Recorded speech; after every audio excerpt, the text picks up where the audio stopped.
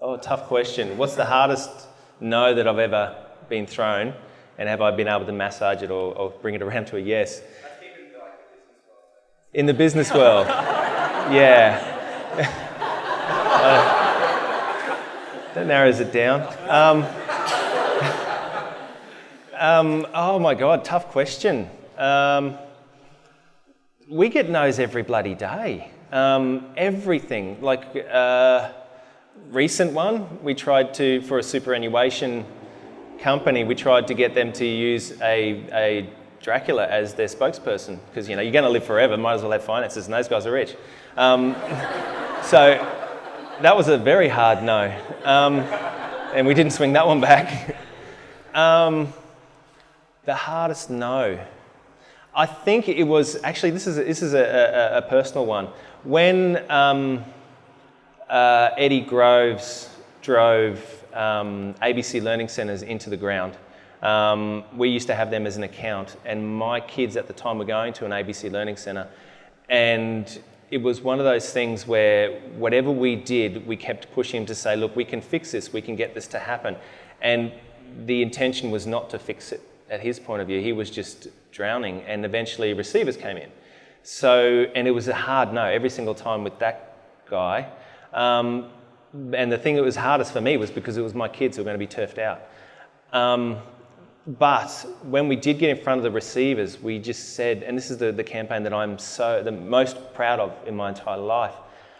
We said to them, look, you've got two opportunities. You can just dismantle it, or we can build it back up again, and I have a campaign for you. And so got in front of them, and it was actually Marianne and I who did this pretty much proactively. We, even though they were our account, we gave every single kid in an ABC Learning Centre a disposable camera. And the campaign was, screw all the politics, look at it from their point of view. And then every single picture that was taken by a kid, we used that as a DM piece.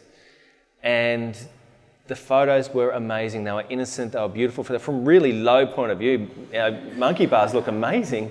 The best photo was this lady beetle on this little girl's hand, and you could just see the hand and the lady beetle, but the shadows of like hundreds of kids with their heads in. It was the most beautiful photo.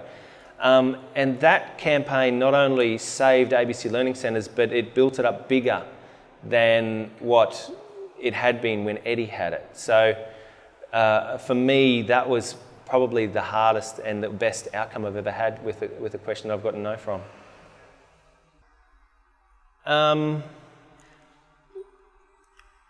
What I tend to do is I trust my brain. It's a weird thing. I just know that it will come eventually.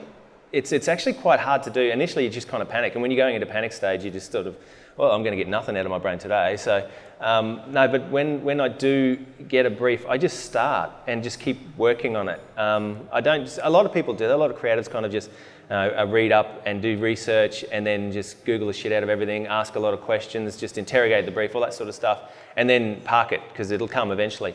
That's not my process. I just start writing down bad ideas and just keep going, knowing for a fact that a good one will come. Once you do get to that point when you know that your brain will come up with a good idea, it's actually kind of empowering. You just kind of go, oh, well, it'll happen eventually. I know the deadline's tomorrow, but it'll happen. So, but yeah, that's my process. And yeah, Marianne and I, we did touch on this with our TED Talk. The way that we kind of work as well is we just daydream together. We always just go off and we can sit down for after we've gotten a brief and done all the research and read everything as much as we can. We can sit down for 10 minutes and not say a word to each other because our minds are just throwing away bad ideas. It's just the way that we kind of work. Marianne is a genius, by the way. She just, oh my God, the things that she can do is just phenomenal. So she's the one who definitely makes me look good. Is there usually simpatico with another? Never, no. Again, using one of those quotes, when Marianne says something, I try and figure out why she said it. Or when a client has said something, I try and figure out why she said it. Even if I don't agree with it, it's always the process of, okay, why did Marianne say that? Where did she get to? How did she get to that point? And you always have that point as well when we ask for the bad suit idea. You just always go, okay, how did they get to that? And 9 times out of 10, they're not too bad. Everybody is creative, so it's kind of good to actually have that kind of starting point. But as far as ideas go, we never know who came up with the idea. It's one of those things. It's just because we constantly are growing ideas. It's always, oh, you know what would be good? Oh, you know what would be amazing? Oh, imagine if you did that sort of thing. And then you eventually get to a point you go, this is the idea. Like, for example, the one we did recently, which you probably wouldn't have seen the spam one, but the BCF one, like we're kind of going, holy shit, where did that come from? We can kind of backtrack a little bit to us swearing at 10 o'clock at night because it's in the line, but it was kind of who came up with that? Well, it doesn't matter as long as the idea is kind of out there. So yeah, that's sort of how we work. That has happened twice in my career. We have said no to a brief. We have, I think you just have to stand your ground. It's what you believe in. At the end of the day, if you put out a piece that is completely against everything you believe in, that will stick with you. The one that sort of really stuck with Marianne and I when we got it was for Santos, where they were promoting fracking, and so we're going no, because I've got family out west who have been affected. So you're just kind of going, I'm not working on this brief. Marianne dug her heels in and said, hell no. And it was weird. We had a managing director and a creative director at the time going, guys, you need to do this. We're going, just give it to someone else, but we're not doing it. I'm sorry. And it's amazing when you do stand for something as well that you will get people to support you. The other one time was actually when I was at Cummins and Partners, where it was actually for Holden, where the client was just being an asshole. So, and we're kind of going, oh, do we really want to work for this person? And it was Sean Cummins who just walked in and sacked them. Big paying account, and he sacked them because of the way his staff was being treated. So when we kind of let them know that this is happening, he really helped. So it was one of those, we don't want to work on this because this person is an asshole, or it's something that I believe in. I think you should dig your heels in. This will be quite relevant. I always put the people who are better than me up on a pedestal. I always kind of said, I can't do that. I can never be that person. And it wasn't until with the sailing, it wasn't until that I put myself into it that I went, oh, hang on, I can do this because they're getting out of my way. I also noticed that in the creative industry as well, when I started speaking to, oh God, what was his name? Craig Allen, I think his name is. He came up with Old Spice, that TV commercial. He's the writer on that. And speaking to him, because, again, I'm an Aussie in Cannes, it doesn't matter, I'm just going to talk to anyone.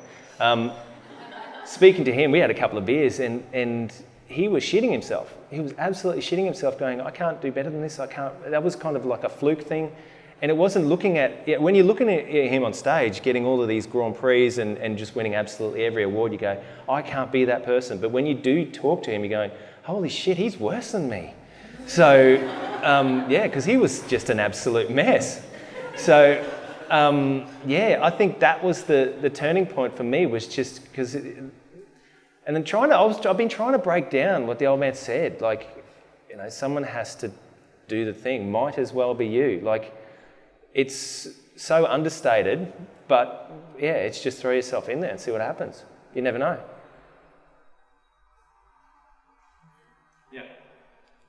What advice might you give? This is a really cool question, because we are constantly fighting with management to support, give our teams the best chance that they can. One thing we have written in our KPIs at Clems is we want our teams to fail.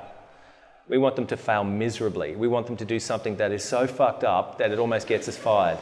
But it's from those things that they will learn. And you try and tell that to management. Go, okay, it's great, these guys just absolutely fucked it. It is awesome. And you see management going, oh my God, how the hell am I going to fix this? It's quite, it's something that even the teams are a little bit reluctant to do, to try and push themselves. But I have failed badly in so many campaigns that I've done. I've done ones that have been very successful as well, but it was on a knife edge to be failing that these became successful. So yeah, for management, it's just give them a crack.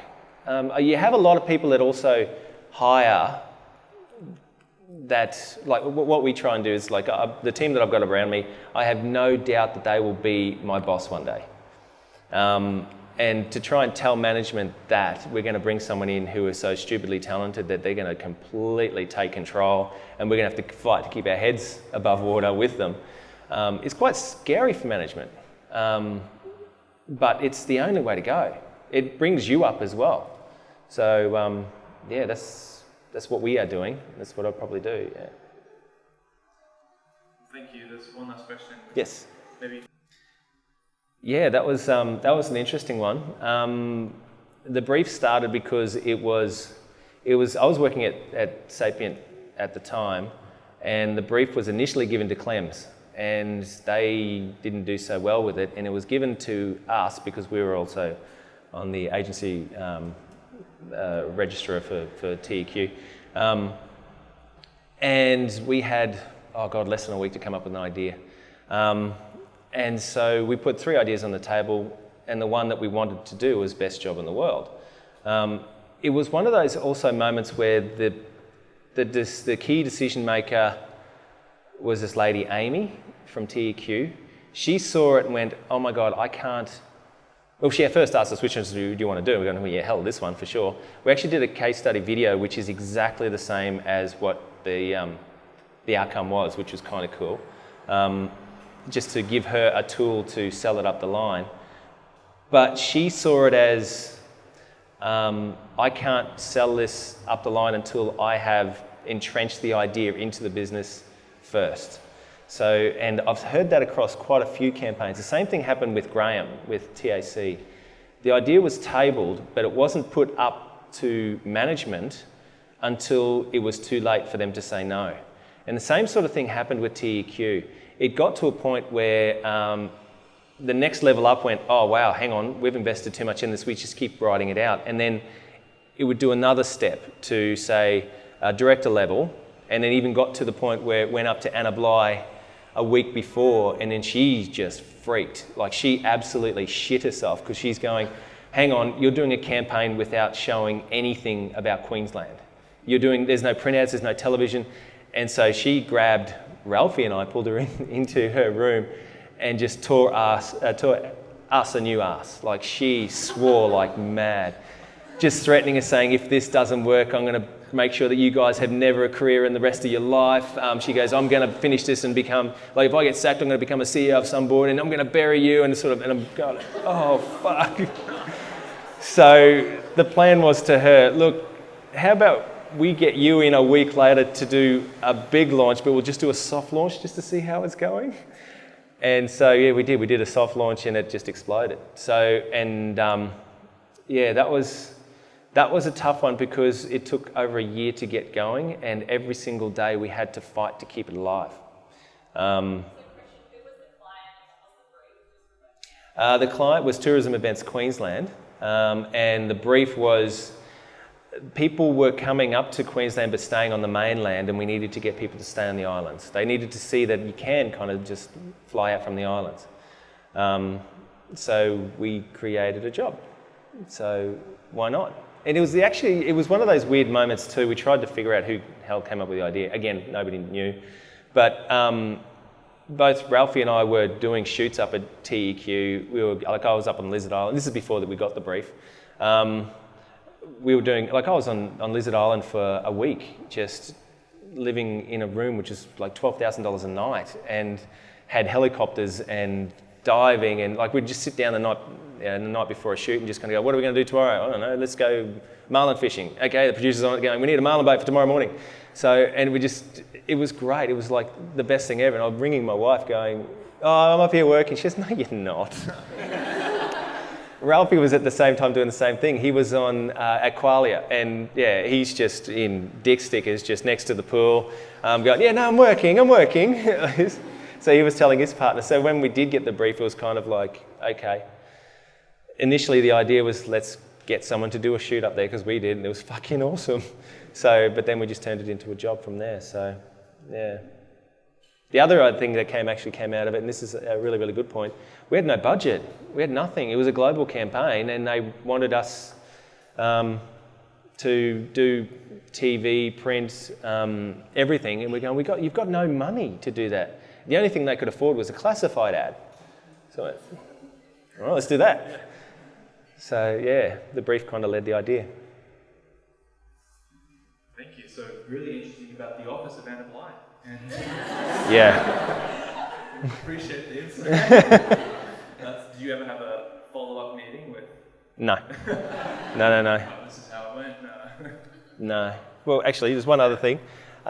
Because of the idea we had to make it look like the TEQ came up with it, so then they believed they came up with it, and then we were kind of just cast aside. So like, no, this was our idea, and so yeah, they took the reins of it, which was great. It made the campaign successful that way because every single media outlet was trying to figure out if it was a marketing campaign, because they wouldn't run it if it was. But when it was a legitimate thing, because politicians do that, they just believe what everybody else has come up with to be their own. But anyway, it's another story. That's awesome. You're just like magicians. It's just like tricking this competition. Yeah, it's awesome. Just brain fucking them. It's Oh, yeah. Well played. That's the secret, is it? Yeah. Take away. Yeah. We appreciate your time, man. Thank you very much for the insight, for the presentation, and even just the narrative around courage in your own life and the people that have affected you as well. Thank you very much for providing that presentation for us. Could you give Christian a massive round of applause? Thank you.